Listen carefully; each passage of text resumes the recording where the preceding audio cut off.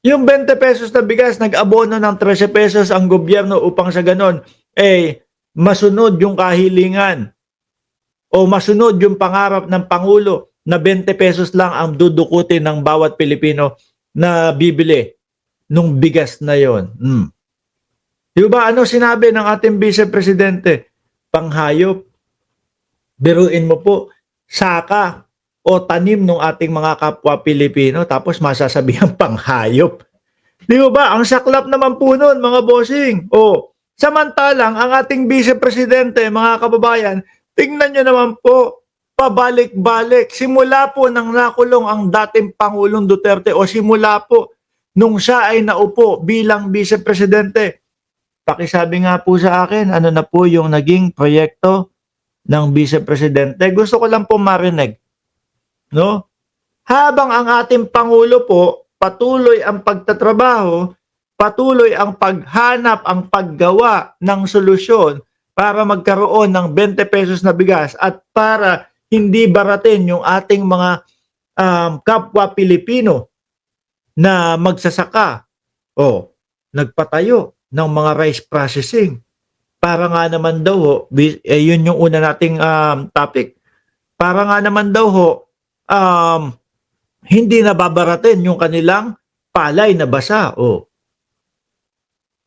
di ba? Nagpatayo ng rice processing. Ngayon no, mga kababayan, yung pangarap ng Pangulo na magkaroon ng napakaraming pabahay, aba, masyadong ginalingan. Pabahay with swimming pool pa po. Di ba? Roslyn Ramos at Neri Season, siya ka pa nakakita nun, pabahay with swimming pool. Ay, ayaw yan ni Villar, ano? Tumatanggi pala si Villar doon. Di ba, Spanish bread o Spanish girl. Ayaw ni Villar yun. Ewan ko kung bakit. Siguro mababawasan yung mga customer nila doon sa kanilang mga pabahay. Tingnan nyo ang ating Vice Presidente, mga kababayan.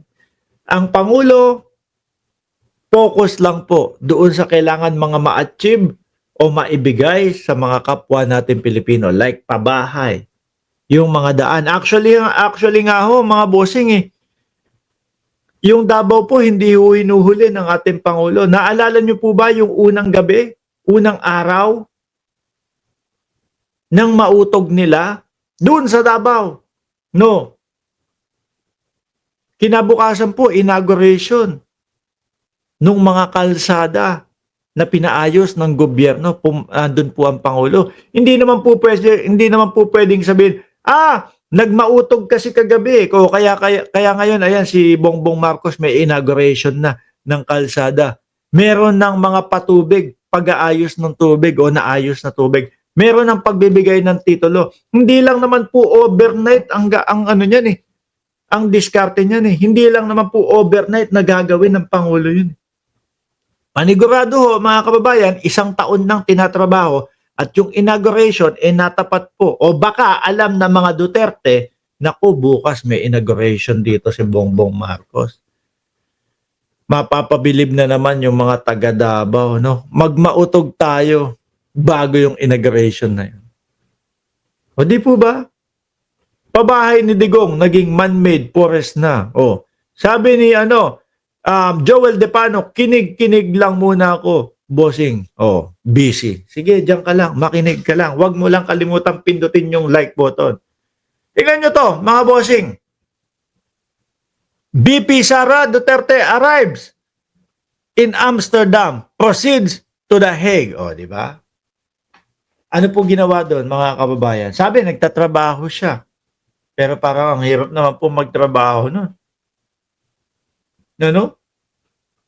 Paulit-ulit na sumisigaw ng bring him home. Merong entabladong ilalagay, paulit-ulit doon, mga kababayan. Pero mo yan, halos ilang buwan po yun, 1 buwan.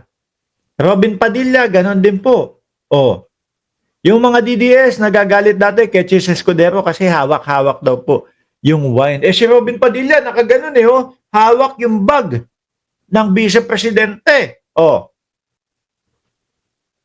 di ba? 1 buwan mahigit ho yun. Nung umuwi na ho ng Pilipinas, mga kababayan, Isang linggo, 2 linggo nagtagal sa Pilipinas. Tapos lek ba ulit o balik ulit doon sa Hague. Ganon na naman po ang sitwasyon. Parang nakalimutan ng ating Vice Presidente na may katungkulan siya o mayroon siyang tungkulin sa ating bayan. Parang ang pinakita na lang po sa atin ay nakakulong tatay ko eh. Ano magagawa nyo? At si Robin Padilla naman ho, mga bossing, ganun din. Dala po yung karton na nakauwi na si Vice Presidente. Si Robin Padilla naman ang nandun. Pakalat-kalat po doon sa Hague o doon sa sa labas ng ICC, paikot-ikot, magkakape, bit-bit po yung karton ng dating Pangulo. Hindi naman po pwedeng yung kamay ng karton biglang iangat ng ganun para manumpa. Hanggang ngayon wala pa ding panunumpa ang dating Pangulo. Di po ba? Bumalik ng Hague si Vice Presidente, 1 buwan na naman hong ganun. Pagka-uwi ho ng Pilipinas, saan naman po ang dinali? Australia naman ho, mga kababayan. Ganon din ho. Bring him home.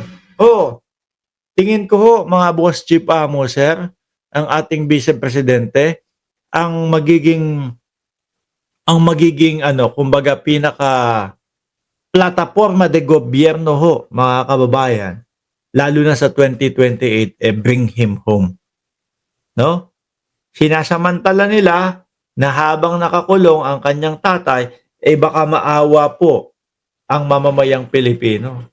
Kasi nga, ang palabas nila, kinidnap po. Kinidnap po o pinakidnap po ng gobyerno ng Pilipinas ang dating Pangulong Duterte.